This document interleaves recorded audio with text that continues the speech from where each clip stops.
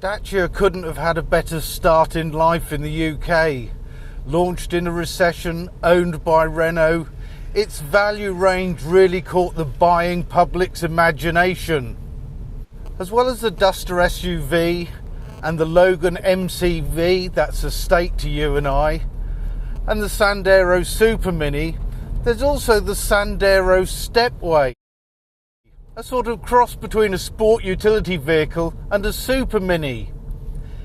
It's exactly the same as the Sandero Supermini, but it's been put on stilts and given a shot of steroids to make it a bit bigger and butcher, and I actually really like it. It's got some stylish body protection around the wheel arches and under the bumpers. It sits a bit higher up, so you've got a little bit more ground clearance, and then you've got those big chunky roof rails on top. I think it really looks the part, although you're not going to go off-road with it. Built in Romania, owned by Renault, it uses the French manufacturer's mechanicals and underpinnings, and that's a big bonus. The Sandero Stepway makes use of two 90 PS units. There's the 0.9 litre 3-cylinder turbo petrol and the 4-cylinder 1.5 litre turbo diesel, and it's the latter that I'm driving here. It's not the most refined unit, but certainly frugal, and it's got punchy mid-range performance. 0-62 comes up in 11.8 seconds, and it will go just over 100 miles an hour. But what's more important is 105 grams per kilometre of CO2, so there's not a lot of tax, and 70 miles per gallon combined. And that's not a paper figure. I was getting 65 to 75 in the real world, driving sensibly.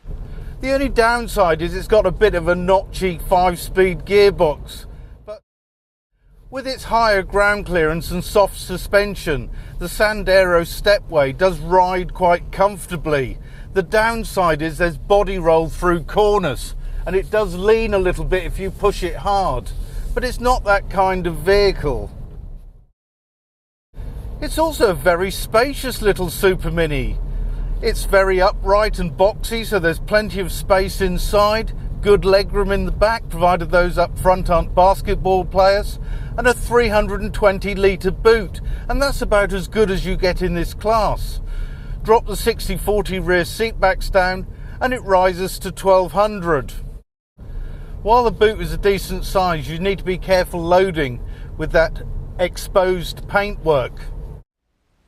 The fascia has an almost Spartan minimalist feel. They're just big instruments. The media nav system is standard on this top model Laureate, and a few rotary controls. It's all very easy to find your way around.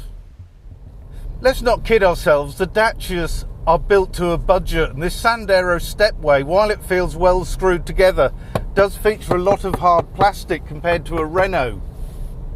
That said, it should prove durable. And the more I drove the Sandero Stepway, the more one car kept coming into mind from Renault's past. The Renault 4.